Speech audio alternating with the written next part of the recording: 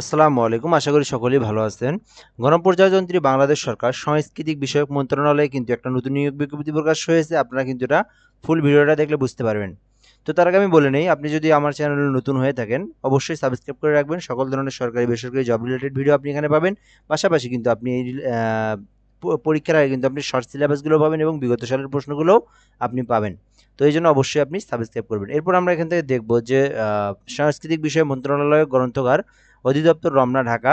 তো publiclibrary.com.bd এটাতে আমরা দেখব এখন থেকে এখানে কি নিয়োগ প্রকাশ করা হয়েছে। আমরা এখান থেকে যদি একটু দেখি, গ্রন্থাগার অধিদপ্তরের নিম্নোক্ত পদে সরাসরি নিয়োগের জন্য পদের পাশে বর্ণিত শর্তে প্রকৃত বাংলাদেশী নাগরিকের নিকট হতে অনলাইনে অর্থাৎ dpltelitor.com.bd এই ওয়েবসাইটে আবেদনের আহ্বান করা যাচ্ছে। তো অনলাইন ব্যতীত কোনো আবেদন গ্রহণ করা হবে না। এরপর আমরা দেখব এখান থেকে পদের নাম, গ্রেড, বেতন স্কেল ও জাতীয় বেতন স্কেল 2015 অনুযায়ী বুস্ট বুকস্টার গ্রেড হচ্ছে 19, অর্থাৎ পদের নাম হচ্ছে বুকস স্টার। এটা হচ্ছে হলো আহ, এটা আপনার হচ্ছে এই যে সাংস্কৃতিক বিষয়, অর্থাৎ আপনার লাইব্রেরি, হ্যাঁ, গণগ্রন্থাগারের কিন্তু একটা, অর্থাৎ হচ্ছে পাবলিক লাইব্রেরির একটা শাখা হচ্ছে হলো বুকস স্টার, হ্যাঁ, বুক স্টার।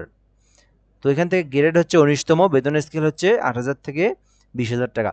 তো পদের সংখ্যা হচ্ছে 33টি। এই পদে নিয়োগ দেওয়া হবে। তো কোনো স্বীকৃতি বোর্ড হতে অনন্য মাধ্যমিক বা সমমানের পরীক্ষায় উত্তীর্ণ হতে হবে, অর্থাৎ আপনাকে কিন্তু এইচএসসি পাশ করা থাকলেই কিন্তু আপনি, বা এসএসসি পাশ করা থাকলে কিন্তু আপনি আবেদন করতে পারবেন। এরপর আমরা দেখব এখান থেকে 5 সেপ্টেম্বর 2019 তারিখের স্মারক নং অংশ হতে স্মারকের নিয়োগ বিজ্ঞপ্তি মোতাবেক যারা ইতিপূর্বে আবেদন করেছেন তাদের পুনরায় আবেদন করার প্রয়োজন নেই। অর্থাৎ এটা কিন্তু আপনার যারা এর আগে আবেদন করেছিলেন তাদেরকে আবেদন করার প্রয়োজন নাই। তো আবেদন ফর্ম পূরণ এবং পরীক্ষার অংশগ্রহণের ক্ষেত্রে নিম্নবর্ণিত শর্তাবলী অবশ্যই অনুসরণ করতে হবে। তো প্রার্থী 1/7/2025 তারিখের সময়সীমা 18 থেকে 32 বছর হতে হবে। অর্থাৎ আপনাকে কিন্তু 32 বছর হলেও আপনি কিন্তু আবেদন করতে পারবেন। 18 থেকে 32 বছর হচ্ছে চাকরির সময়সীমা। বয়স প্রমাণের ক্ষেত্রে অ্যাফিডেভিট গ্রহণযোগ্য নয়। সরকারি, আধা সরকারি, স্বায়ত্তশাসিত প্রতিষ্ঠানে চাকরিরত প্রার্থীদের অবশ্যই যথাযথ কর্তৃপক্ষের অনুমতিক্রমে আবেদন করতে হবে। চাকরিরত প্রার্থীকে মৌখিক পরীক্ষার সময় নিয়োগকারী কর্তৃপক্ষ কর্তৃক প্রদত্ত আনুপত্তি ছাড়পত্রের মূল কপি জমা দিতে হবে। চাকরির আবেদন ফর্মে অ্যাপ্লিকেন্ট কপি সর্বশেষ শিক্ষাগত যোগ্যতা সহ সকল শিক্ষাগত যোগ্যতা উল্লেখ করতে হবে। অন্যথায় চাকরির জন্য নির্বাচিত হলে চাকরির আবেদনে উল্লেখিত সনদ ব্যতীত চাকরির আবেদনের পূর্বে অর্জিত অন্যান্য শিক্ষাগত যোগ্যতার সনদপত্র অন্তর্ভুক্ত করার সুযোগ থাকবে না। তো বিষয়টা আপনারা এখান থেকে দেখে নিন সুন্দরভাবে।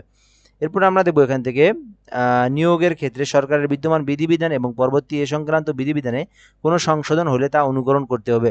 লিখিত ও মৌখিক পরীক্ষায় অংশগ্রহণের জন্য কোনো প্রকার টিএ/ডিএ প্রদান করা হবে না। মৌখিক পরীক্ষার সময় জাতীয় পরিচয়পত্র সহ সকল সনদপত্র মূল কপি প্রদর্শন করতে হবে এবং পূরণকৃত অ্যাপ্লিকেশন ফর্ম সহ সত্যায়িত এক সেট ফটোকপি দাখিল করতে হবে।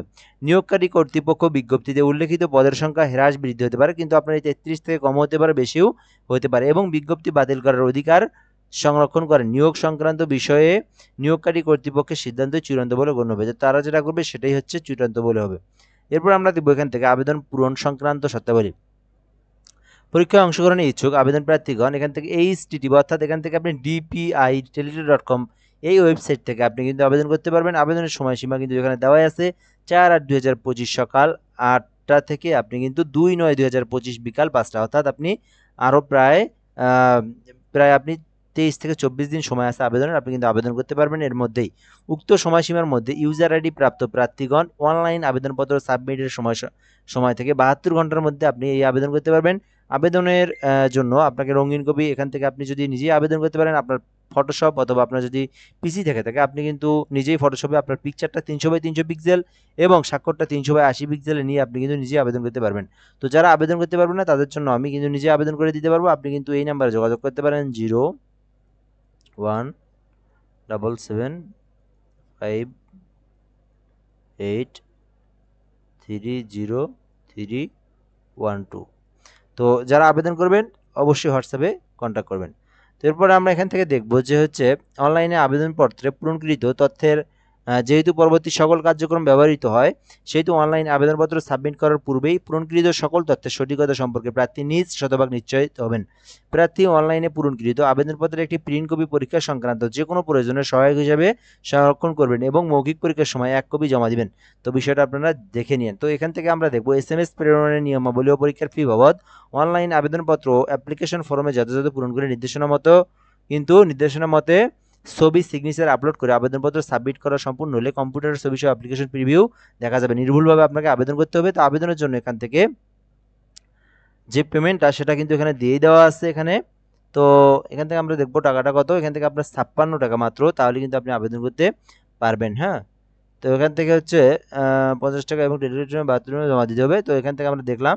তো আপনি পেমেন্টটা কীভাবে দিবেন, প্রথমে স্পেস ডিপিএল স্পেস আপনার যে আবেদনটা করছেন ওই অ্যাপ্লিকেশন কপিতে আপনার একটা ইউজার আইডি আছে, সেই ইউজার আইডি দিয়ে আপনি 1622 নাম্বারে আপনি টেলিটক সিম দিয়ে পেমেন্ট করবেন। তো এইভাবে আপনি পরবর্তীতে যে পিনকোডটা আসে আপনি স্পেস ইএস স্পেস পিন নাম্বারটা দিয়ে চূড়ান্তভাবে আপনি পেমেন্ট করে দিবেন। তো এখান থেকে এই বিষয়টাই দেওয়া আছে এখানে ইত্যাদি ইত্যাদিগুলো এখান থেকে আপনার কী পরীক্ষায় নিয়ে যেতে হবে ইত্যাদি এগুলো বিষয় দেওয়া আছে এবং আপনি পরীক্ষা টিকলে মৌখিক পরীক্ষায় কী কাগজপত্র লাগবে আপনার সেগুলো এখানে দেওয়া আছে। তো যারা আবেদন করবেন যোগাযোগ করতে পারেন এবং অবশ্যই আপনি চ্যানেলটাতে সাবস্ক্রাইব করে রাখবেন। ধন্যবাদ। আসসালামু আলাইকুম।